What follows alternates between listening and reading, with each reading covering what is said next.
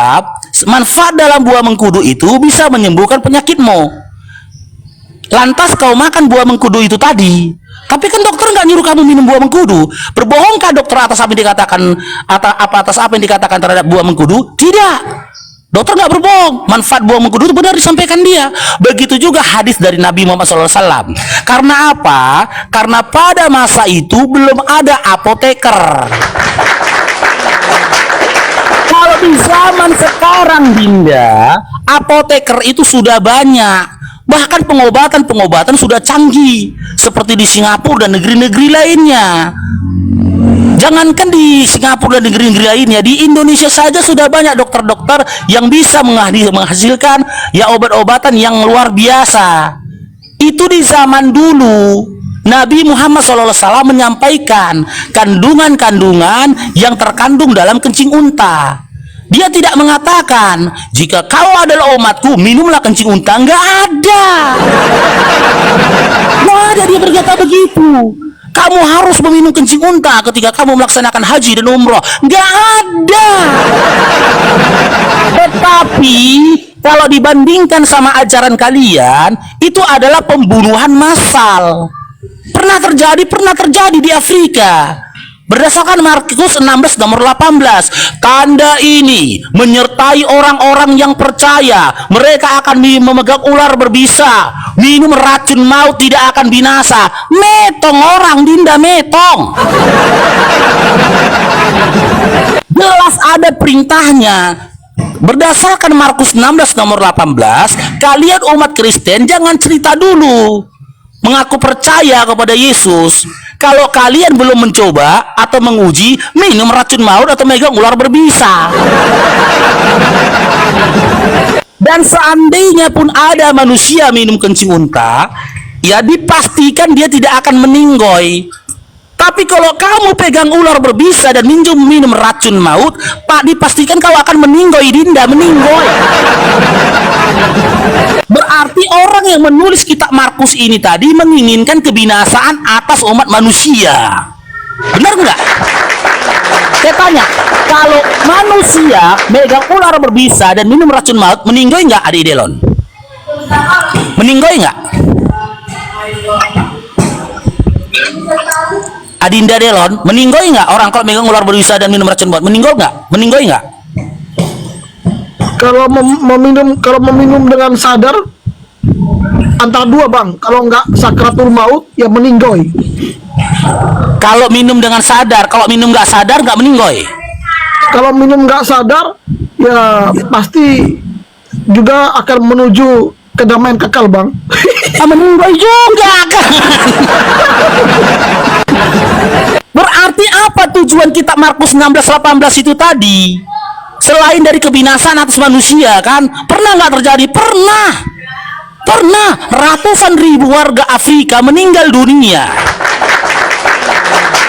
Karena apa? Karena pendetanya itu menganjurkan seperti itu. Videonya itu viral itu di YouTube itu.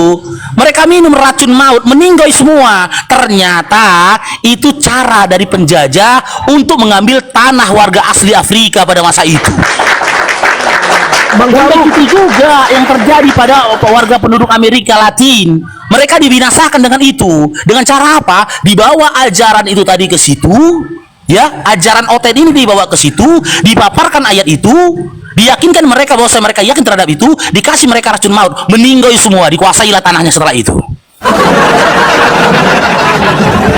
Nah, sekarang saya tanyakan, lebih nggak masuk akal mana? Ketika Nabi Muhammad SAW menyampaikan kandungan dalam kencing unta, sementara Biblemu menganjurkan kamu minum racun maut. Mana lebih masuk akal? Silakan. Bang Farouk, aku tadi dengar Bang Farouk bilang kencing unta itu dia setara dengan susu unta. Apakah Bang Farouk? Saya tak bilang setara dengan susu unta. Nggak ada saya bilang gitu.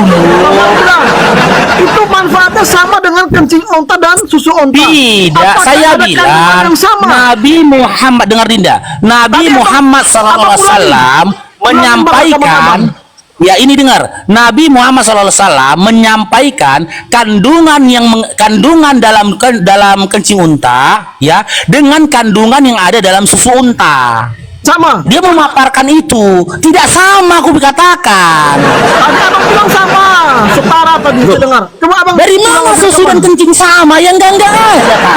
Tadi abang bilang, saya dengar. Gak mungkin susu dan kencing sama. Itu Gak yang saya tanyakan. mungkin. Jadi Terus, gini Bang, Dinda, di hadis Bang, itu, tanya. di dalam hadis itu, Nabi Muhammad SAW memaparkan antara kencing dan juga susu.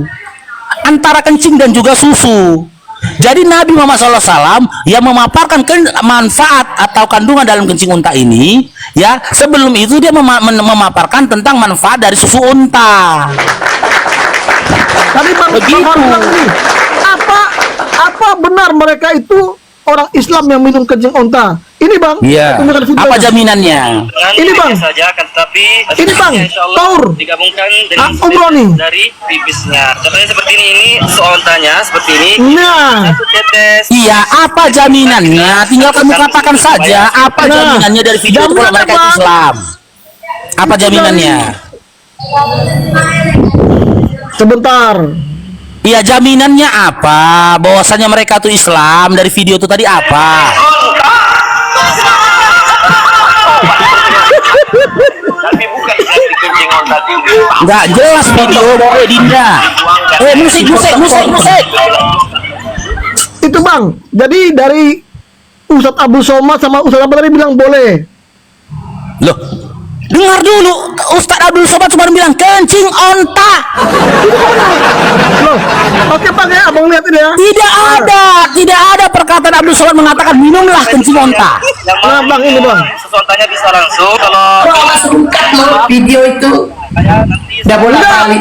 Sudah, videonya sudah. Nanti rungkat komal kita. Rungkat komal kita. Oke, sampai detik ini Anda tidak bisa menunjukkan bukti bahwasanya mereka itu Islam. Tadi Tapi kan saya sudah tunjukkan memaparkan. Dengar dulu Dinda. Jangan kebencianmu yang kau andalkan di sini. saja akan Bukan. Jangan kebencianmu yang kau Kalau andalkan di sudah kasih sini. video, jelas-jelas Ustadz bilang begitu. Terus video Dengar. posisi Oke, minum. sekarang gini saja. Masa itu fitnah? Sekarang begini saja. Dua alat Sekarang bukti, begini. Bang. Dua Ya alat sekarang bukti begini. sah. Diam. Yohanes 8 ayat Diam, dengar 11, dulu. Kesaksian dua orang itu sah. Dengar Nah, dulu, itu alat dengar bukti, dulu. Bang. Sekarang gini saya tanya sama kamu. Oke? Saya hari ini minum kencing onta, kamu minum racun, gimana? Oke, siap. Oke? Siap. Oke, ambil racun mautmu. Sianida, Oke. saya tunggu. hadis bahwasanya kencing unta itu Saya tunggu. ya, boleh diminum. Ya udah saya tunggu. Saya hari ini minum kencing onta, kamu minum racun maut, silakan. Menyebutkan dalam hadis Itu Silakan. Oten, kamu itu saya kasih tahu ya, ini peraturan YouTube ya. Kalau di dalam diskusi lintas agama kamu membawakan ulama-ulama, kamu yang kena. Kamu nggak tahu ulama itu tinggal di dekat rumahmu, Kak. Saya kasih tahu ini disiarkan langsung di YouTube. Di Biar mana aja, di YouTube nanti kena dia. seluruh dunia Biar aja, nanti menyaksikan. ditengok ulama itu kan kena dia di like. Iya, ulama itu kamu memfitnah Biar aja. itu, kamu fitnah. Bukan fitnah. Ini Berarti tidak ya, boleh kok. Ya udah intinya gini toh, dia siap Tapi kan mempertanggungjawabkan. Bang Faruk bilang, coba Dia buktikan siap kalau dia itu mempertanggungjawabkan. Dia siap mempertanggungjawabkan atas apa yang disampaikannya, kan gitu. Udah sekarang gini Iya, saja. benar. Saya minum kencing unta, kamu minum racun maut, gimana? Ya, mana? Kasih racun sini. Ya udah. Saya minum. Ya silakan ambil racun mautmu. Mana? Ya, Ambil racun ambil mautmu. dulu kencing otak ya, Bang, ambil dulu. Ambil Bang ya Faruk sama-sama menantang. kita ambil. Ambil Bang racun Faruk mautmu, ambil menantang. silakan. Sianidanya ambil. Bang Faruk menantang, tunjukkan dulu kencing onta. Ambil racun mautmu sekarang, kamu tunjukkan racun mautmu, saya tunjukkan kencing unta. Ayo silakan. Kepanasan. Nggak kepanasan, sekarang saya tanya. Ini Lebih masuk haus akal mana? kepanasan. Lebih masuk akal Jangan mana? tunjukkan Kalian minum racun maut atau Haus kencing unta? menantang untuk bunuh diri. Ini kan haus kacau nih, bundir. Jangan haus. Nah, itu berarti ajaran kau ajaran longor. Iya, itu bundir. Ya terbukti lebih longor. Katanya Udah Yesus tahu kau bunuh diri kan? Udah tahu kan? Longor. Udah tahu dia teman-teman. Ternyata minum racun maut itu bundir. Longor. Untuk mencobai Tuhan Berarti ajaranmu ajaran longor. menyuruh Hah? Disuruh kamu bundir, itu longor. mencobai Tuhan Allahmu. Kamu jangan Loh, mencobai Tuhan. Bang Farouk, izin aku mute-kan Inilah dirimu ya, mau ngambil jangan foto dia. mencobai Tuhan. Racun itu sudah jelas. Oh, nggak bisa ya? Yang memerintahkan kamu minum racun maut dalam Markus 16:18 siapa? Kenapa kamu minum? Yang memerintahkan kamu minum racun Kenapa maut siapa? Kamu minum pipis onta itu kenapa Siapa minum? yang memerintahkan Kenapa kamu minum racun maut? Pipis onta. Kenapa? Siapa yang memerintahkan kamu minum racun maut? Siapa? Najis Siapa? kamu minum ya? Oke, mute dia teman-teman. Ini edukasi untuk di bawah. Kenapa? Mute dia, biar aku ngomong. Kenapa kamu Mute dia di bawah, pipis mute onta? dia, moderator, mute. Biar aku ngomong. Aduh. Oke? Bukan Dia masalah tidak bang. bisa menunjukkan hadis bahwasanya umat Islam Bukan diperintahkan bahwa untuk itu minum Islam ya, kencing saya unta. menunjukkan bahwa mereka itu orang Tapi Islam. aku bisa menunjukkan data dalam Markus 16 nomor 16 sampai 18. Umat Kristen itu Anda orang percaya megang ular berbisa, minum racun maut. Ada perintahnya. Ada perintahnya. Saya katakan ke kamu, kalau ada hadisnya umat Islam diperintahkan minum kencing unta, saya lompat dari J. Marriott. Tapi minum racun maut itu diperintahkan Tuhan kau. Tuhan kau yang perintahkan. Mana perintahnya? Mana kalimat perintahnya? Mana kalimat perintahnya? Mana Anda ini menyertai orang-orang yang percaya. Dia akan memegang ular berbisa, minum racun maut tidak binasa. Jangan nangis kau. perintah? Jangan kejar-kejar kau. Bani Umi. Oke, sekarang saya tanya samamu. Saya tanya samamu. Bukan perintah. Saya tanya sama kamu. Apakah kamu percaya Yesus itu Tuhan? Bani Umi. Apakah kamu percaya Bani Yesus Umi itu harus Tuhan? dengar ya. Dia besarkan teman-teman. Anda ini menyertai Penghujat tengok, bukan besarkan kalimat dia perintah. moderator. Tanda-tanda Moderator ini dia aja menyertai, besarkan. bukan kalimat perintah. Oke, Kamu harus tahu itu, apakah Bang. kamu percaya Yesus Kau itu jangan Tuhan? melarang. Kau jangan bertakia di sini. Dia besarkan moderator. Kau jangan Oke. melarang. Kau jangan Apakah bertakia kamu di sini. percaya Yesus itu Tanda-tanda Tuhan? ini akan menyertai. Apakah kamu percaya Yesus Kalimat itu perintah Tuhan? seperti kemauanmu. Saya tanya samamu, apakah kamu percaya Yesus itu Tuhan? Apakah Allah itu Tuhan? Jawab. Nah, udah lari kan? Udah lari. Apa buktinya Allah itu Tuhan? Malu dia. Malu dia. Malu dia. Tuhan yang perintahkan dia minum racun maut. Malu dia. Malu dia. Merah mukanya, malu dia. Malu kok kan? Yang merah baru. Malu kok kan? Kamu Malu kok kan? kamu, Bang. Malu kok kan? Cair dong. Nggak ada kelebihan dari Dong. Cair dong. selain mengklaim maha kuasa. Gondrong gak bercelana, cair dong. Malu kok kan? Ada klaimnya. Malu kok kan sekarang gini Dinda, pelan-pelan, jangan kejang-kejang kok. Kondisikan dulu Roh Kudusmu. Saya tanya sama kamu, apakah kamu percaya Yesus itu Tuhan? Allah itu Apakah kamu percaya Yesus itu Tuhan? ada. Allah Apakah kamu percaya? Nggak percaya dia Yesus Tuhan, teman-teman. Allah itu tidak ada kata kita. Udah nggak percaya dia Yesus Tuhan. Udah nggak percaya. Dihadapkan dengan Markus 16 nomor 18. Dia nggak percaya lagi Yesus Tuhan. Udah nggak percaya dia. Apakah kamu percaya Yesus itu Tuhan? Apakah kamu percaya Yesus itu Tuhan? Ah? Kamu percaya nggak Yesus itu Tuhan? Apakah kamu percaya Yesus itu Tuhan? Jawab. Jangan melebar kemana-mana. Apakah kamu percaya Yesus itu Tuhan? Delon? Delon? Delon?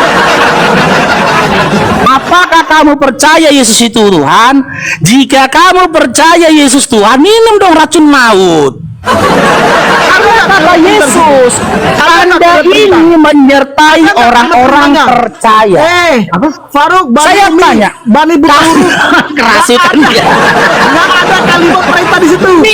Nggak ada. Umi. Apakah kamu percaya Yesus itu Tuhan? Kalau kamu percaya Yesus itu Tuhan, Kalimat perintah, ya kamu kau uji dengan cara kamu minum racun maut. Takia, Karena kau jangan begitu ngarang. yang tertulis dalam Markus 16 nomor kau jangan 16 sampai bertakia. 18. Tanda ini menyertai orang-orang yang percaya. Orang-orang yang percaya apa? Orang-orang yang Tidak ada. percaya akan Orang-orang yang ajaran-ajaran dari Oten. Ya Orang-orang Anda yang apa percaya itu? tidak bisa huruf. Megang ular berbisa, Kencing otak. minum racun maut tidak bin asa. Tidak percaya sama bangsa Sekarang jin. saya tanya sama kamu, Orang yang percaya apakah itu kamu makan nasi. percaya kalau Yesus itu Tuhan? Bukan minum kencing. Saya tanya, apakah kamu Hadis. percaya Yesus itu Tuhan? Daging babi halal. Jika kamu percaya Yesus itu Tuhan, Kencing. ya maka silakan minum racun maut. Cair dong, Onta najis. cair dong. Onta najis. Gondrong nggak bercelana cair. Kencing onta. Gondrong nggak bercelana cair. Kasih lagi giftnya, teman-teman. Kasih lagi giftnya. Kasih lagi. Alhamdulillah. Kasih lagi giftnya. Cair dong. Udah mulai menghujat ini. Udah mulai Kencing mengarah onta. kemana-mana. No. Kencing onta. Sekarang saya tanya, kita diskusi pelan-pelan, Haji. boleh? Cair dong, Bang Bohmar dong, gondrong nggak bercelana cair. Oke, gini aja ya Delon, jangan nangis Delon, pelan-pelan kita adik Delon pelan-pelan kita. Sekarang saya tanya bagus-bagus, Kenapa apakah kamu percaya? Allah? Apakah Allah itu Apakah ada? kamu percaya Yesus itu Tuhan? Kata Kiai Akin Said Sirat, Apakah kamu percaya mau Yesus itu baik. Allah Tuhan? itu tidak ada. Apakah kamu percaya Yesus itu Tuhan? Saya tanya kamu loh. Berarti kamu nggak percaya lagi Yesus Tuhan? Kau nggak percaya Allah itu Tuhan? Ha? Nah, saya nggak percaya lagi Yesus itu Tuhan. Bang Muhammad. Belum cair. Bang Muhammad. Oke, saya jawab ya. Saya percaya Allah itu adalah Tuhan. Saya percaya Allah itu Tuhan. Karena apa? Karena Allah berjanji di dalam Al-Quran, di dalam surah Asy-Syura ayat 13, innalladzina qalu rabbunallah, sesungguhnya orang-orang yang berkata Tuhanku adalah Allah dan dia istiqomah atas itu, maka malaikat akan menyampaikan kepadanya, jangan khawatir, maka Allah akan menyediakan surga untukmu. Ada dalilnya ya. Allah mengatakan dirinya adalah Tuhan. Innalladzina qalu rabbunallah, orang-orang yang mengatakan Tuhan itu adalah Allah, dia istiqomah atas itu, maka dia masuk surga. Sekarang saya tanyakan, apakah kamu percaya kalau Yesus itu adalah Tuhan? Jawab. Kena Bennett dia teman-teman. Udah, rungkat dulu kita teman-teman. Aku kena. Iya.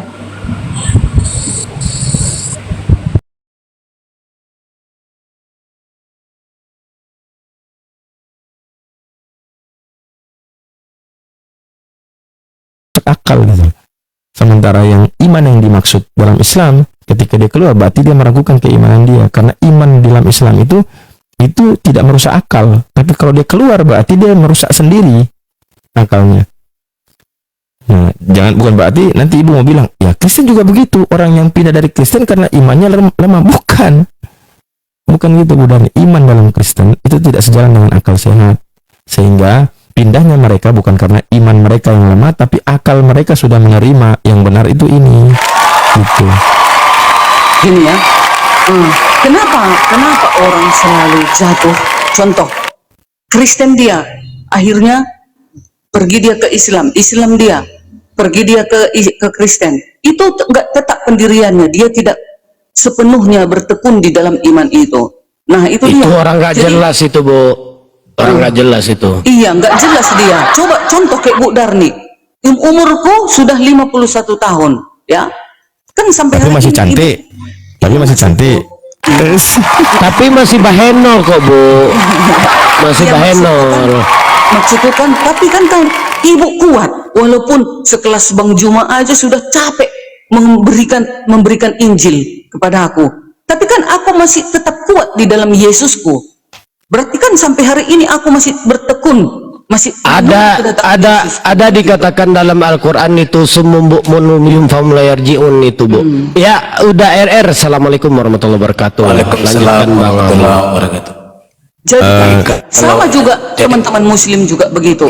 Ya perdalamlah imanmu.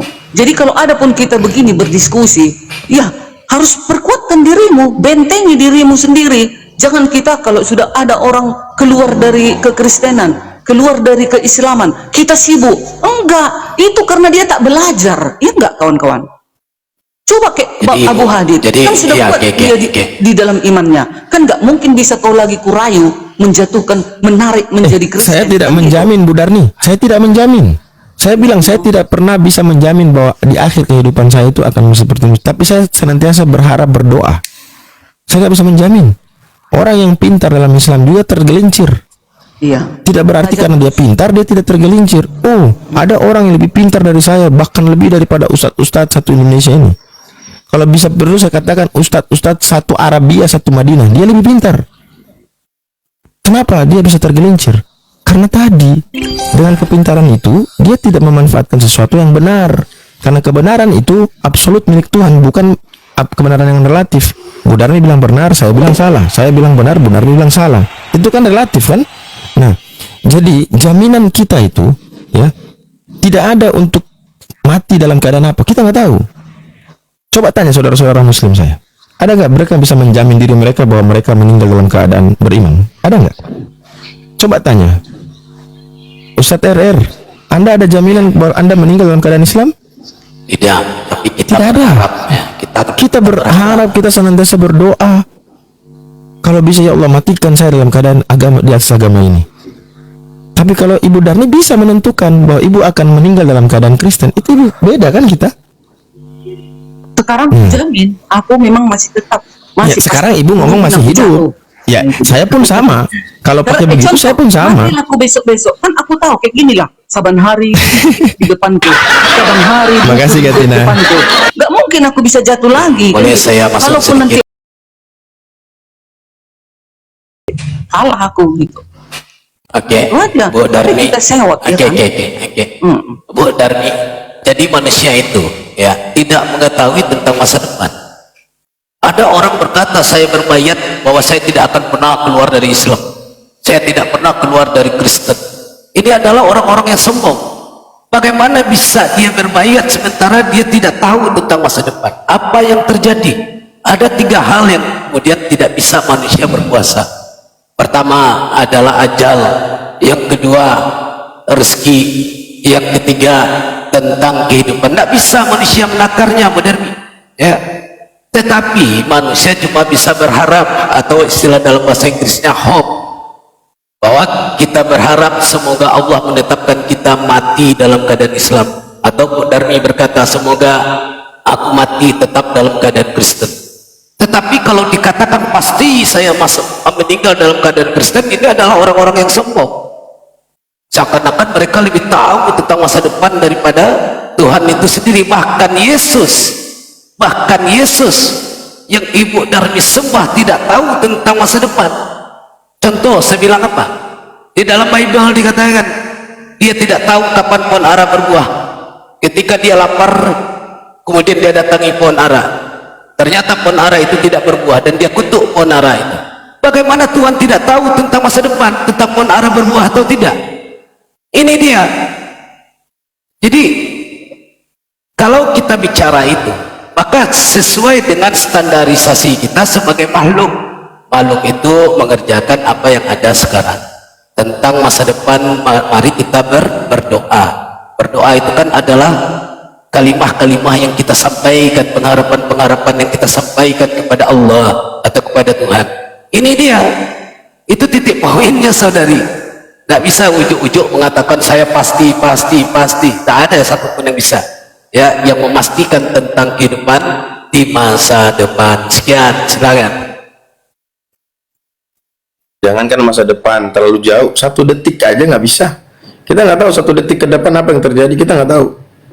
Itu benar nih. Jadi Islam ini hanya tunduk, patuh, pasrah kepada ilah, yaitu Allah, sesembahan kita Allah. Adapun yang Allah tetapkan kepada kita, itulah disebut dengan takdir. Sementara dalam Kristen nggak ada tuh takdir, udah. Karena menurut mereka, iman mereka kepada Kristen, kepada Yesus, bukan mereka yang memilih, tapi mereka yang dipilih, kan begitu, benar nih. Bukan kami yang memilih, tapi Tuhanlah yang memilih. Nah, akhirnya apa? konsep-konsep tentang ketuhanan itu menjadi ambigu semuanya, karena tidak ada yang eksplisit jelas mengatakan bahwa yang beriman kepada Yesus, mati dalam keadaan beriman kepada Yesus akan masuk surga. Tidak ada. Coba, ada nggak? Yang ada meyakini apa yang diajarkan Yesus, yaitu menyembah Bapa, menyembah satu Tuhan, melaksanakan perintah Bapa, berdoa kepada Bapa. Nah, orang yang menyesatkan itu adalah orang yang mengatakan bahwa Yesus itu sama dengan Bapa, atau Yesus itu Bapa, atau Yesus bagian dari Bapa. Itulah yang guru-guru sesat. Itulah yang akan diusir oleh Yesus. Contoh sekarang Bu Darni, saya tanya, Ibu kan menuhankan Yesus nih, betul nggak Bu? Betul. Yesus orang mana Bu? Apa? Yesus orang mana? Orang Nazaret. Dibesarkan di Nazaret. Ya, oke. Tuhannya Musa orang mana? Tuhan Musa orang Yahudi, apa? Israel. Tuhannya Musa orang? Itu Coba lihat. Israel. Iya, ini Ibu namanya ini itu. gagal. Tuhan Ibu Musa, gagal gitu. Tuhan Musa Tuhannya dunia ini. Nah, itu dia. Tuhannya dunia ini. Orang Musa, mereka berada di Israel, Yerusalem. Mana ada Tuhan itu jadi orang, Ibu? Itu pernah dijebakan sama Muhajir tadi itu. Iya, pertanyaan Abu Hadi tadi, Tuhan Musa orang mana? Kan gitu. Ya, memang iya, Tuhan kita itu kan nggak ada orang mana, cuman kan. Tuhan itu orang Yerusalem. Sorry. Darmin ya dulu. Iya. Masa dijebak Itu langsung dikit? coba, bukan loh, itulah hati, itulah ya bahasa hati itu. Karena bahasa hati itu dia spontan dan tidak lewat pikiran, dia keluar gitu. Nah, sehingga jelas ya bahwa hati itu menunjukkan kepada apa namanya ucapan yang spontan itu langsung dijawab ya orang Israel. Nah, ketika ditanya Tuhan Musa, akal dia langsung menolak. Jadi iman Kristen itu antara hati dan akal itu tertolak, itu tadi malam ada mualaf Malaysia kan, dia bilang betul Abu Hadid yang katakan dulu saya masih di Kristen itu hati saya dan akal saya tidak not sinkron, tidak pernah tersambung mengenai keimanan dia. Akhirnya dia mualaf tuh. Nah, di satu sisi ibu menolak Tuhan itu bukan orang, akal ibu menolak gitu, tapi hati ibu sudah keluar duluan. Tuhan saya orang Israel, Yerusalem. Begitu saya tanya Tuhan Musa, kaget. Orang mana dia? Kaget. Nah, itu yang dimaksud dengan fi qulubihim maradun. Dalam hati Ibu Darni ini ada penyakit, kata Allah. Ketika bertahan dengan itu, maka Allah tambah fazadahumullahu maradun. Allah tambahkan penyakit itu sehingga pada endingnya summun bukmun umyun fahum la yarji'un. Buta, tuli, bisu, tak tahu lagi cara kembali yang benar yang mana. Itu. Tapi saya berharap mudah-mudahan di usia Ibu Darni yang sudah tidak muda lagi ini, Allah bisa melembutkan hati Bu Darni sehingga bisa memeluk kebenaran yang absolut, bukan kebenaran yang relatif. Amin, insya Allah. Kita doakan bersama Ibu Darni. Amin ya Allah. Aku dulu ya. Tadi ku catat ini ya, beberapa bagian. Yesus tidak tahu masa depan. Dia tidak tahu pohon ara itu berbuah kan seperti itu. Nah, Yesus itu sekarang di mana? Ini sekarang kuncinya, endingnya yang lebih penting. Yesus sekarang berada di kerajaan surga, berkuasa. Matius 28 ayat 18. Matius 28 ayat 18 dan Matius 28 ayat 19 itu dikatakan dia bukan berada di surga. Enggak, aku dulu Pak. Oke, silakan. Aku dulu menyangka silakan. Perkataan kalian itu tentang Yesus tidak tahu masa depan. Kenapa nggak tahu masa depan? Tetapi kalau Yesus contoh dia mati, tidak bangkit-bangkit, berada tetap di kuburan dia, nah itu baru aku bodoh menuhankan dia. Ini sekarang dia bangkit kembali dan pergi kembali ke kerajaannya di surga. Dalilnya mana? Malaikat juga mengatakan, ngapain kalian tengok dia? Dia sudah pergi ke surga, sudah naik dia ke surga, kata malaikat. Lalu ada lagi mengatakan di dalam Matius 28 ayat 18, sekarang Yesus itu berkuasa di surga. Ya, dan akan datang untuk menghakimi dunia. Yohanes 9 ayat 39. Dan seluruh umat manusia akan dihadapkan ke tahta pengadilan Yesus. Dan Yesus nanti waktu datang, dia akan menyuruh para malaikatnya untuk mengumpulkan segala bangsa dari 4 penjuru bumi di hadapannya. Mana mungkin aku lagi meninggalkan dia? Itu dia yang akan datang menentukan aku itu selamat atau tidak. Aku akan datang kembali. Aku akan membawa engkau di mana aku berada, engkau pun berada. Ternyata sekarang Yesus berada di surga. Tapi kalau dia masih di kuburan, mana mungkin ku ikuti dia? Oke, sudah. Iya, makanya Oke. kuat aku sekarang. Oke, Silakan. Ibu simak baik-baik ya yang saya jelaskan. Saya mengatakan Yesus tidak tahu tentang masa depan, betul. Bahkan jangankan tentang pohon ara berbuah, bahkan tentang hari kiamat, bahkan tentang nasib dirinya sendiri dia tidak tahu. Soal orang mati dan bangkit kembali, kalau itu dengan seizin Allah, itu tidak ada yang luar biasa, Ibu. Allah cukup mengucapkan kun fayakun, maka terjadilah apa yang diinginkan oleh Allah. Apakah itu sesuatu yang luar biasa? Tidak.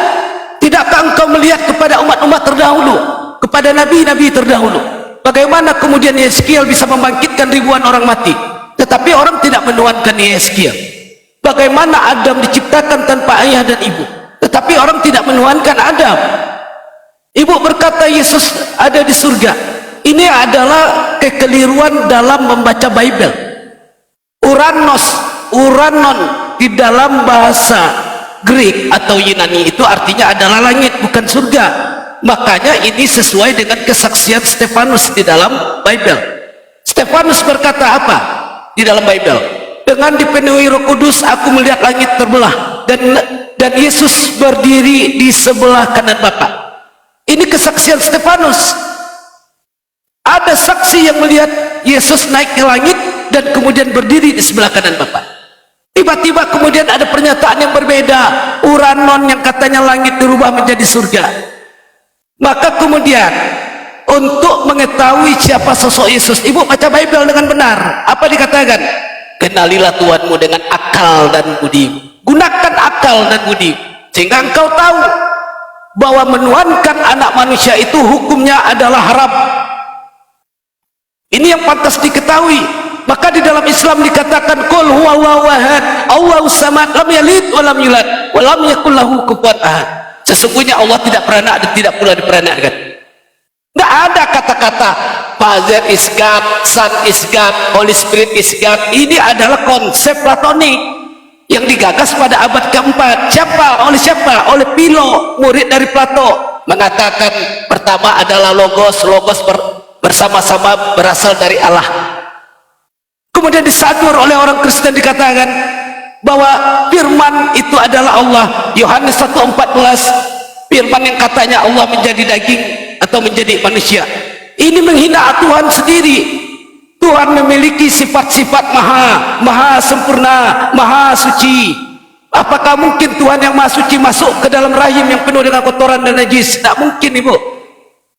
Kalau Tuhan kemudian bersifat maha, dia hilangkan kemahaannya, berarti Tuhannya tidak konsisten.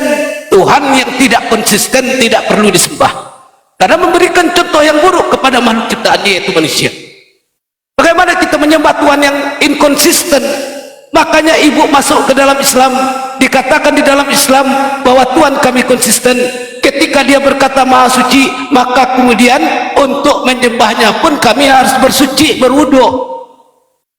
Itu dia maha suci tadi. Ketika Allah katakan dia maha besar, tidak mungkin dia masuk ke dalam manusia. Bahkan di Bible dikatakan sendiri, benarkah Allah hendak diam bersama manusia di atas bumi? Bahkan langit di atas langit tidak mampu menampung kehadiran Tuhan, apalagi rumah yang kudirikan. Ini Bible mau berkata demikian, bukan dari Islam yang mengatakan demikian. Maka kalau disebut beriman, iman itu mendeklarasikan, menyatakan kebenaran, kemudian menanamkan dalam hati. Yang ketiga, mengimplementasikan dalam perbuatan. Itu yang disebut dengan iman. Jangan kemudian meyakini kata-kata Yesus tetapi tidak melaksanakannya. Ini orang-orang yang namanya munafik. Yesus berkata bahwa Tuhan Allah kita cuma satu. Inilah hidup yang kekal, mengenal satu-satunya Allah yang benar dan mengenal aku sebagai orang yang diutus. Ini yang dikatakan oleh Yesus, mengenal satu-satunya Allah yang benar, bukan dua, bukan tiga hakikat dalam satu kepribadian. Dan mengenal aku Yesus sebagai orang yang diutus. Orang yang diutus tidak sama kedudukannya dengan yang mengutus. tingkatannya berbeda, jabatannya berbeda, stratanya berbeda. Mengutus artinya adalah dia bertindak sebagai bos, yang diutus dia bertindak sebagai anak buah. Ini dia gunakan akal. Jangan diikuti kata-kata dari Paulus. Bahkan di dalam Kisah Para Rasul 12 ayat 2, ketika Paulus datang ke orang-orang Sadini dan Zelot, apakah engkau mengenal Roh Kudus? Apa kata-kata orang itu? Orang-orang ini yang telah mendapatkan pengajaran Yesus dari murid-muridnya berkata, kami tidak pernah mendapatkan ajaran tentang Roh Kudus dari murid-murid Yesus. Kami tidak mengenal tentang Roh Kudus. Ini dia, makanya akal itu digunakan. Kalau tidak digunakan akal, apa yang terjadi? Allah katakan di dalam Al-Quranul Karim terhadap orang-orang yang tidak menggunakan akal, kerugian bagi mereka, kerugian yang sangat mutlak bagi mereka, karena pada akhirnya mereka akan menyimpang di jalan Allah dan kemudian bermain-main dengan ayat-ayat Allah. Nah, ini kerugian bagi orang-orang yang demikian. Maka fazarhum yakhuddu wa yal'abu hatta yulaku yaumahu allazi yud'u. Biarkanlah mereka tenggelam dalam kesesatan dan bermain-main di dunia sampai mereka menemui hari yang dijanjikan kepada mereka. Makanya ini sesuai dengan Bibel. Dikatakan apa? Pada hari terakhir akan banyak orang berseru-seru kepadaku, Tuhan, Tuhan, kami berbuat demi namamu, kami mengusir setan demi namamu. Apa kata Yesus? Enyahlah engkau, aku nak mengenalmu. Kenapa Yesus berkata demikian? Karena Yesus tidak pernah mengatakan dirinya adalah Tuhan. Siapa orang-orang yang menyebut diri Yesus sebagai Tuhan? Orang-orang Kristen, orang Hindu tidak mungkin menyebut Yesus sebagai Tuhan. Orang Muslim tidak mungkin menyebut Yesus sebagai Tuhan. Bagaimana ibu tidak membaca ini? Ibu mengambil sesuatu yang tidak ada sandarannya. Sementara yang jelas-jelas perkataan Yesus tidak ibu hiraukan. Makanya kalau kami Islam, sabina wa atokna, kami mendengar dan kami taat. Nah, ini kita berbeda. Oke, silakan. Aku ya, ini berapa aku catat ini ya. Yehezkiel membangkitkan tapi dia tidak dituhankan. Adam dan Hawa tidak punya ayah dan ibu, kenapa tidak dituhankan? Dan juga banyak para nabi membangkitkan, kenapa tidak dituhankan? Berbeda dengan Yesus.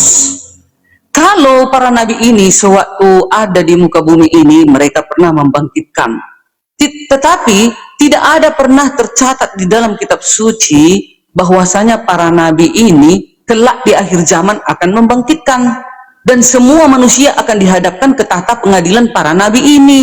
Yehezkiel atau siapapun nabi-nabi itu nggak ada dicatat datanya.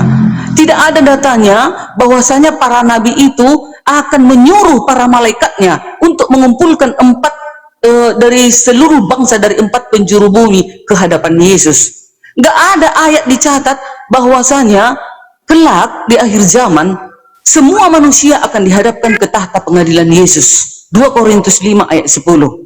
Tetapi Yesus dicatat, makanya kami menuhankan di Yesus karena dia yang berhak menghakimi, karena hanya Yahweh hakim yang adil di seluruh bumi ini. Yahweh kita itu kan tak terhampiri, Yahweh kita itu tidak kelihatan.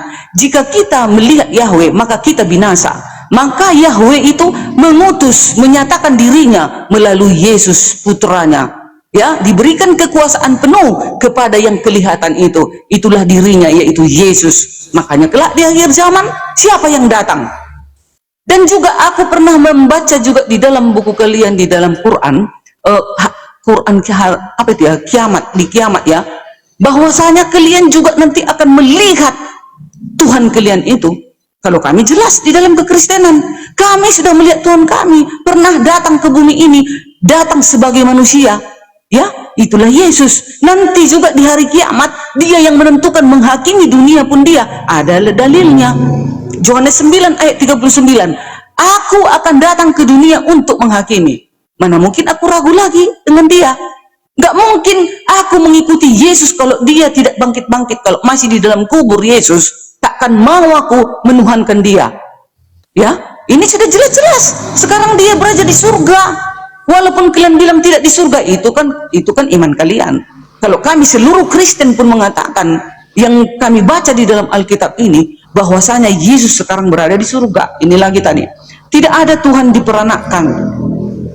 Memang mana ada diperanakkan Tuhan itu? Tidak, dia hanya datang menyatakan diri. Ada juga di dalam buku kalian dikatakan di dalam Quran surat Al-Hadid 3, dialah yang awal dan yang akhir, yang jahir. Jahir itu apa? Lahir. Kapan datang lahir Allah itu? Kapan? Nah, tapi kalian menolak kedatangan kelahiran Yesus ini. Yesus ini siapa? Yesus ini adalah firman Yahweh. Yahweh kami bukan 3, Pak. Tadi Bapak bilang tadi, Tuhan Allah kita itu 1, bukan 2, bukan 3. Memang Tuhan di dalam Kristen itu bukan 5, bukan 3, tidak. 1, itulah siapa? Itulah Yahweh. Tapi Yahweh ini menyatakan diri di dalam Bapa, Yesus, dan Roh Kudus. Yesus itu kelihatan. Roh Kudus itu apa? Nafas Elohim, nafas Yahweh diberikan kepada manusia agar hidup. Roh Kudus itu apa? Itulah yang menuntun manusia ini agar kita melakukan kebaikan. Hakikatnya ini semua itu Yahweh. Maka satunya Yahweh kami, enggak 3. Tapi kalian Oke, lanjut menafsirkannya. ditanggapi. Ya. Dari tadi ibu ini bercerita bahwa Al-Quran mengatakan pada hari kiamat maka orang-orang Islam melihat Tuhan. Tidak satu pun di dalam Al-Quranul Karim ayat yang mengatakan bahwa kami akan melihat Tuhan di hari kiamat. Tidak ada. Ini pembohongan ya. Ini satu pembohongan. Oke, yang kedua, dia berkata ada Yahweh. Anda tahu tidak Yahweh itu dari apa? Dari historical teologi. Saya tanya dulu nih kepada Ibu Darmi ini. Apa Yahweh itu dalam historical teologi? Yahweh itu adalah nama Allah, nama pencipta sesembahan. Nah, ini saja Ibu tidak tahu Yahweh itu. Yahweh itu oke, saya berikan ilmu untuk Ibu supaya Ibu bisa paham ya, jangan nanti masuk komal tapi tidak ada ilmu ya. Yahweh itu adalah ya pasukan ilahi yang disebut sebagai Panteon Kanaan. Ini adalah dewa-dewa yang kemudian disembah oleh orang-orang Transjordan. Nah, Ibu baca lagi Wikipedia atau kemudian tentang Yahweh. Ini adalah tentang dewa-dewa, maka disebut sebagai politeisme atau artinya banyak dewa. Kemudian karena Yudea dijajah oleh Yunani, ingat Yudea dijajah oleh Yunani, maka dilakukan Helenisme. Apa itu Helenisme? Merubah seluruh kebudayaan Yahudi menjadi kebudayaan Yunani. Ini dia, makanya ada kata-kata Theos, Logos, Kurios. Ini bahasa-bahasa Yunani semua yang kemudian disuruh oleh kerajaan Yunani untuk merubah ayat-ayat di dalam Injil yang dilakukan oleh orang-orang 70 orang Kristen yang disebut sebagai siapa? Nah, ini dia. Maka dirubah semua itu, termasuk kemudian konsep-konsep trilogi. Apa konsep trilogi orang Yunani? Konsep trilogi orang Yunani ada nama yaitu raja para dewa namanya Zeus. Kemudian memiliki istri manusia bernama Akleme. Kemudian berhubungan antara raja dewa dengan manusia, maka lahirlah seorang anak setengah dewa setengah manusia yang disebut sebagai Hercules. Ini disadur oleh orang Kristen, oleh Septuaginta yang menerjemahkan Bible dari bahasa Ibrani ke bahasa Yunani. Makanya perlu belajar sejarah, perlu belajar tentang arkeologi. Jangan kemudian doktrin saja yang dikata-katakan. Inilah makanya ada kata-kata yaitu 100% manusia, 100% Tuhan. Padahal ini meniru konsep dari politeisme, setengah manusia, setengah dewa. Tidak satu pun, coba saya tanya kepada Bu Darmi, orang Yahudi kenal enggak dengan anak Tuhan? Jawab. Sebelum kedatangan Kristen, kenal enggak orang Yahudi dengan anak Tuhan? Makanya saya tanya dulu. Yesus karena Yesus saya bukan tanya itu. Yang saya tanyakan kepada Ibu, apakah orang Yahudi mengenal tentang anak Tuhan? Mereka kan yang menyangkal. Tidak, mereka menyangkal. Tidak mau mereka mengakui Mesias itu Yesus. Allah itu Yesus, tidak mau mereka. Maka disalib. Sebelum saya sudah dapat di poin. Ya, Ibu dengarkan, simak baik-baik. Sebelum Nabi Isa atau Yesus ada nabi-nabi lain. Yakub, Musa, Daud, Solomon dan lain-lain. Apakah nabi-nabi ini kemudian mengajarkan tentang Tuhan yang mempunyai anak atau disebut anak Allah? Jawab. Para nabi masih mengajarkan tentang Yahweh. Berarti tidak mengajarkan tentang anak Allah, bukan? Tunggu. Tetapi di dalam kitab Perjanjian Lama, di sana sudah ada Bapa, Roh, dan saya Firman. bukan tanya itu, Ibu. Kejadian Yang 1 saya ayat 1 tanya dan 3. bukan tentang roh. Yang saya tanya tentang apakah nabi-nabi terdahulu mengajarkan tentang anak Allah. Ada atau tidak? Nabi terdahulu masih mengajarkan hanya Yahweh. Nah, itu dia. Nabi terdahulu yaitu dari kalangan Yahudi tidak pernah mengajarkan sabar menubuatkan dulu. kedatangan Yesus dulu. Ada di dalam Perjanjian Lama. Sabar dulu. Ya. Dalam Perjanjian Lama pun di dalam Yesaya itu bukan tentang Yesus, itu di dalam Lukas. Dalam Perjanjian Lama di Yesaya itu anak itu disebut sebagai Immanuel, yang artinya Allah menyertainya. Tetapi di Lukas kemudian dikatakan diberi nama Yesus. Ini saja sudah berbeda, Ibu. Ya, nanti kita masuk kepada sana. Artinya adalah nabi-nabi terdahulu tidak pernah mengajarkan tentang anak Allah. Maka Tuhan Anda katakan di dalam Bible, apa penyebutan Tuhan Anda? Mazmur 89:34. Di dalam Mazmur 89:34 Tuhan Anda berkata, segala firman yang terucap dari bibirku tidak boleh diubah. Ketika Tuhan mengatakan bahwa dia tidak ada mempunyai anak dan dia adalah Esa, mungkinkah ada entitas lain yang bisa merubah firman Tuhan dengan mengatakan ada anak Allah? Padahal Tuhan berkata dalam Mazmur 89:34, firmanku tidak boleh diubah. Ini dia esensinya. Jadi kalau ada orang yang mengatakan merubah firman Tuhan, maka ini adalah pelaku-pelaku bidat semuanya. Karena Tuhan Anda telah menegaskan segala perjanjian yang kubuat tidak boleh dilanggar, segala firman yang terucap dari bibirku tidak boleh diubah. Maka hukum-hukum itu, baik tidak boleh memakan babi, tidak boleh membuat patung, itu hukumnya kekal sampai hari kiamat nanti karena tidak boleh dilanggar. Demikian juga firman Tuhan, ketika Tuhan mengatakan dirinya Maha Esa, tidak mungkin dia menjadi tiga hakikat dalam satu kepribadian. Orang-orang yang kemudian menggagas ini, makanya mereka ciptakan namanya perjanjian baru yang tidak satupun berisi firman-firman Tuhan. 27 kitab dalam perjanjian baru merupakan cerita-cerita saja. Cerita yang digagas oleh Matius, cerita yang digagas oleh Markus, cerita yang digagas oleh Lukas, kemudian tulisan-tulisan dari Paulus, tulisan-tulisan yang berasal dari Petrus. Tidak satupun yang berisi ayat-ayat Tuhan, tidak satupun berisi kemudian perkataan Rasul dan Nabi. Berbeda dengan perjanjian lama. Bahkan perjanjian lama, barang siapa yang tidak bersunat, Allah katakan apa? Bunuh mereka, binasakan mereka dari negeri itu. Karena ini adalah perjanjian kekal antara diriku dengan dirimu, yaitu potong kulub, bukan sunat hati. Dan kemudian dikatakan perjanjian ini tidak boleh dilanggar. Pertanyaan saya kepada Ibu, Mazmur 89:34 Tuhan mengatakan perjanjian tidak boleh dilanggar, firman tidak boleh diubah. Kalau ada yang merubah, bagaimana tanggapan Ibu? Jawab. Tidak ada yang dirubah, hanya digenapi. Kedatangan Yesus digenapi. Menggenapi, apakah menggenapi menghilangkan semua perintah Tuhan? Enggak ada dihilangkan. Oke, tidak ada dihilangkan. Apakah kemudian orang Kristen laki-laki bersunat potong kulub? Boleh, di Advent boleh bersunat. Saya tanya, adakah mereka kemudian diwajibkan atau tidak potong kulub? Bisa karena itu adalah keturunan untuk orang Yahudi. Nah, kami juga di dalam Advent boleh bersunat. Kami tidak dilarang. Kami boleh bersunat. Oke, gini. Kalau Ibu katakan hukum itu hanya untuk orang Yahudi, mana kemudian firman Tuhan yang mengatakan bahwa hukum ini bukan untuk orang Yahudi? Mana?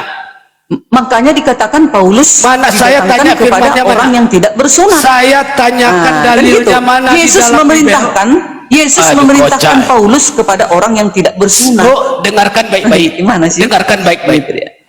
Ibu berkata hukum-hukum itu hanya untuk orang Yahudi. Betul? Betul? Betul atau tidak? Oke, saya kunci jawaban Ibu ya.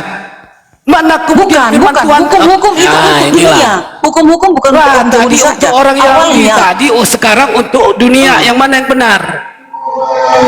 awalnya untuk orang Yahudi. Awalnya untuk orang Yahudi. Oke, awalnya untuk orang Yahudi hukum itu. Yes. Sekarang kemudian untuk dunia. Oke. Nah, sekarang untuk Paulus kepada disalurkan untuk yang tak bersunat. Mana-mana Gitu ini. ya. Ini Kan Paulus kan Bu Darmi, dikirim Yesus untuk yang tak bersunat. Petrus kepada kalau orang diskusi yang bersunat. sama saya, Gitu. kalau diskusi sama saya enggak usah gugup. Enggak, Santai kok saja. gugup? Iya, Udah di biasa. mana ada kata ujung-ujungnya Paulus? Kita tidak pernah membahas Paulus. Di mana kemudian ada kata-kata saya membahas Paulus? Kan tadi Pertama, Bapak bilang perjanjian saya baru. gini, Bapak makanya- kan menyinggung perjanjian baru kan? Sekarang gini, Perjanjian dengarkan baru baik-baik. Paulus. Coba baik-baik dengarkan ya. Ya. Hukum yang ada dalam perjanjian lama untuk orang Yahudi saja atau untuk seluruh dunia? Jawab dulu satu. Awalnya untuk orang Yahudi. Untuk orang Yahudi, oke? Nah, awalnya. Sekarang untuk seluruh dunia. Sekarang karena sudah datang rasulnya, dia dikirim kepada yang tak bersunat di luar dari Yahudi. Oke. Artinya pertama untuk orang Yahudi dan kemudian setelah datang rasul-rasulnya maka hukum itu untuk seluruh dunia. Inilah yang berubah. Maka Tuhan katakan apa? Segala firman yang keluar dari bibirku tidak boleh diubah. Ketika Tuhan mengatakan perjanjian ini hanya untuk orang Yahudi, tidak boleh kemudian ada yang mengatakan untuk seluruh dunia. Ini saja sudah mengangkangi firman di dalam Mazmur 89:34. Bagaimana ini penipuan terang-terangan terjadi tapi ibu tutup mata?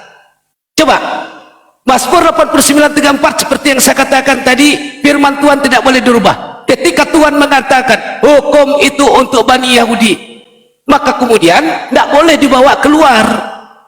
Ini dia, kalau dibawa keluar artinya terjadi pengingkaran kepada firman Tuhan di dalam Mazmur 89:34. Pahami ini ibu?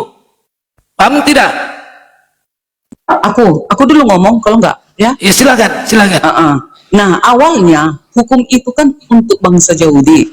Lalu setelah itu Yesus sewaktu naik ke surga dia juga menyarankan masih ada juga manusia-manusia di luar Yahudi. Makanya dia katakan pergilah kepada murid-muridnya itu bukan 1-2 orang ya. Pada waktu menyaksikan kenaikan Yesus ke langit, ke surga, ada itu disaksikan muridnya 12 bersama dengan Maria, Yusuf dan juga orang-orang yang sudah mengikuti dia ada sekitar 500. Udah dikatakan pergilah ke seluruh bangsa, ajarlah mereka, baptislah mereka dalam nama Bapa, Putra dan Roh Kudus. Aku menyertai kau sampai akhir zaman. Kenapa Yesus berkata seperti itu? Karena dia Tuhan. Dia menyuruh, makanya nanti yang mengenyahkan manusia itu juga nanti siapa? Yesus. Kenapa dia berani mengenyahkan manusia? Karena dia Tuhan. Kalau dia seorang kelas nabi saja, tak mungkin dia berani mengenyahkan manusia. Enggak. Kalian aja yang tidak mengenal siapa Yesus itu. Ini enggak nyambung ini yang saya katanyakan tadi. Dulu. Belum lagi aku. Nah, cobalah masukkan dalam substansi jawaban itu supaya kita menyambung diskusinya. Iya, sebentar Pak. Aku Bapak kan tadi lama, aku kan masak sedikit-sedikit. Bukan masalah lama atau tidak. Bisa aku jelaskan Alkitabku yang kalian berikan. preteli. Gini Ibu. Kami berikan Ibu kesempatan tetapi sesuai dengan substansi pertanyaan saya. Iya. Ini Ibu menjelaskan tak apa-apa, enggak ngerti kami apa yang Ibu jelaskan. Oke, sekarang tadi kan ini kan tentang apa sekarang ini? Hukum, substansi pertanyaan saya, ya, substansi pertanyaan saya, Mazmur 89:34, Tuhan Anda berkata segala firman yang terucap dari bibirku tidak boleh diubah. Dengarkan dulu. Ya. Kemudian di dalam perjanjian lama, segala hukum-hukum itu hanya untuk orang Bani Yahudi.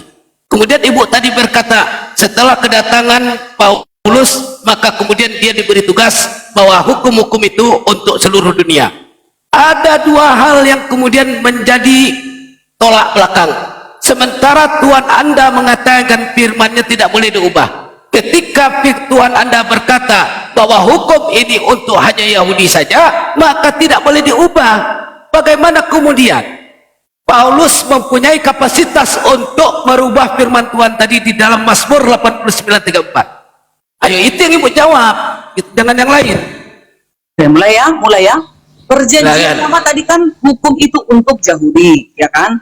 Perjanjian baru karena Yesus adalah Tuhan, dia menggenapinya. Jadi yang berlaku sekarang kita meneruskan 10 hukum itu hukum moral kepada seluruh manusia. Itu yang tidak bisa dirubah. 1 iota, jangan kau rubah hukum. Hukum yang mana itu? Itu yang hukum 10. Tapi kalau yang 630 peraturan itu, ya itu yang sudah digenapi. Semualah itu digenapi di dalam 10 hukum. Nah, ini yang berlaku 10 hukum ini. Makanya Yesus mengatakan 1 iota, jangan kau rubah hukum. Dan juga Paulus menekankan di dalam Galatia 3 ayat 24, hukum 10, hukum Taurat ini penuntun bagi kamu sampai Yesus datang. Nah, itu gak ada yang dirubah, hanya digenapi. Digenapi. Kenapa berani Yesus menggenapinya? Karena dia Tuhan. Jadi berikan saya satu dalil saja. Berikan saya satu dalil saja perkataan Yesus bahwa dia mengutus Paulus untuk menyebarkan kemudian perintah Tuhan di dalam Yahudi untuk seluruh dunia. Ada enggak dalilnya di dalam Bible? Ada enggak dalilnya? Coba Bu Darni. Halo Bu Darni. Sorry. Kisah para Rasul 9 ayat 15 ya, ayat 14 dulu. Dan ia datang kemari dengan kuasa penuh dari imam-imam kepala untuk menangkap semua orang yang memanggil namamu. Ya, ayat 15. Tetapi firman Tuhan kepadanya, pergilah, sebab orang ini Yesus memerintahkan Ananias supaya datang kepada Yesus menyembuhkan Paulus, karena pada waktu Paulus melihat Yesus dia kan buta, nggak makan nggak minum, dia lemah dia. Lalu datang Yesus menyuruh Ananias agar menyembuhkan Paulus. Ayat 16. Aku sendiri, dengar, tunggu dulu Pak. Di dalam ayat 16, aku sendiri, aku ini Yesus, Tuhan sendiri akan menunjukkan kepadanya betapa banyak penderitaannya yang harus dia tanggung oleh karena namaku. Jadi Yesus sendiri yang memilih Paulus untuk mengabarkan penginjilan itu ke semua bangsa. Oke, ya? Sekunci jawabannya. Udah stop ya. Ibu berkata bahwa Yesus sendiri yang kemudian memerintahkan Paulus untuk menyebarkan ajarannya ke seluruh dunia. Mari kita bahas tentang historical teologi atau nubuat di dalam Bible. Nubuat di dalam Bible, kedatangan Yesus ke dunia hanya 2 kali. Satu telah digenapi ketika dia dilahirkan dari seorang perempuan yang perawan, yaitu Maria. Yang kedua, penggenapannya adalah nanti, pada hari akhir nanti. Kalau Yesus datang kepada Paulus, itu namanya 3 kali, maka gugurlah nubuat di dalam Bible yang mengatakan Yesus hanya 2 kali datang ke dunia. Ini makanya terjadi pembohongan di sana. Dalam Kisah Para Rasul, datanglah suatu cahaya kepada Paulus yang berkata, "Hai Saulus, akulah Yesus yang engkau aniaya." Kemudian dikatakan oleh Saulus, "Siapakah engkau wahai Tuhan?" Ini semuanya nipu semua. Kalimat-kalimat yang digunakan gramatikal bahasa Indonesianya nipu semua. Pertama, saya sebutkan, Yesus tidak pernah bertemu tatap muka dengan Paulus. Bagaimana kemudian dia berkata, "Hai Saulus, akulah yang engkau aniaya"? Itu kebohongan yang pertama. Kebohongan yang kedua, Paulus kemudian menjawab, "Siapakah engkau wahai Tuhan?" Dia bertanya tetapi dia menjawab. Ini kebohongan yang kedua. Kebohongan yang ketiga, tidak ada satupun saksi yang melihat pertemuan antara Yesus dengan Paulus sewaktu perjalanan ke Damsyik. Padahal perjalanan ke Damsyik, Paulus itu berserta rombongan. Kebohongan yang ketiga. Kebohongan yang keempat, Ananias tidak diberikan kuasa untuk menyampaikan kepada Yudas tentang orang yang berasal dari Saluki. Bahkan kalau ibu belajar historical teologi, Ananias ini adalah penipu, penyuap dari penjualan tanah sehingga dia dikutuk oleh orang-orang Nasrani. Baca lagi siapa tentang Ananias. Ini kebohongan yang keempat. Kebohongan yang kelima apalagi? Pada waktu melihat cahaya itu Paulus tersungkur. Ya, kemudian matanya buta. Nah, bagaimana kemudian orang yang matanya buta berkata itu adalah Tuhan? Ini dia. Maka pakai kemudian pikiran Anda, afala takilun. Gunakan pikiranmu untuk melihat pernyataan-pernyataan yang sesungguhnya berasal dari iblis laknatullah. Nubuat ini tidak mungkin menggagalkan rencana Tuhan yang hanya mengatakan Yesus datang 2 kali ke dunia. Ya, bahkan Paulus mengatakan dalam 2 Korintus 17, dia mengaku dengan jujur, apapun yang kusampaikan itu bukan menurut firman Tuhan. Aku mengatakannya berdasarkan pemikiranku yang bodoh dan boleh bermegah. Paulus mengatakan dengan terus terang, dia tidak pernah menyampaikan firman-firman Tuhan. Dia tidak pernah mengatakan firman-firman Tuhan. Semuanya berdasarkan dari pemikiran dia yang bodoh dan boleh bermegah. Tesalonika, Korintus, Efesus, itu semua adalah karangan-karangan dia. Baca 2 Korintus 17, silakan. Malas Paulus lagi. Aku dulu. Tadi kan dikatakan si Bapak, Yesus datang 2 kali, itu nubuatan Yesus. Tapi kenapa 3 kali datang? Oh, salah Pak. Nah itu kalian, karena kalian tak beriman kepada Alkitab, kalian jadi bingung, error. Nah, Yesus masih datang sekali. Sewaktu kedatangannya kepada Paulus, itu bukan di akhir zaman. Kalau kedatangannya yang kedua kali, secara seluruh dunia akan melihat. Kedatangan Yesus nanti akan ada malaikat, cahaya akan tersambar dari timur ke barat. Itu ciri-ciri kedatangannya. Kalau sewaktu kedatangan Yesus kepada Paulus itu secara pribadi, dia memilih Paulus ini secara pribadi, bukan seluruh dunia. Kedatangan secara pribadi. Sebentar Pak. Bapak di sini sudah berbohong sama dengan Bang Juma. Sudah berbohong Bang Juma. Di mana saya Apakah berbohong? kita takut dengan dosa?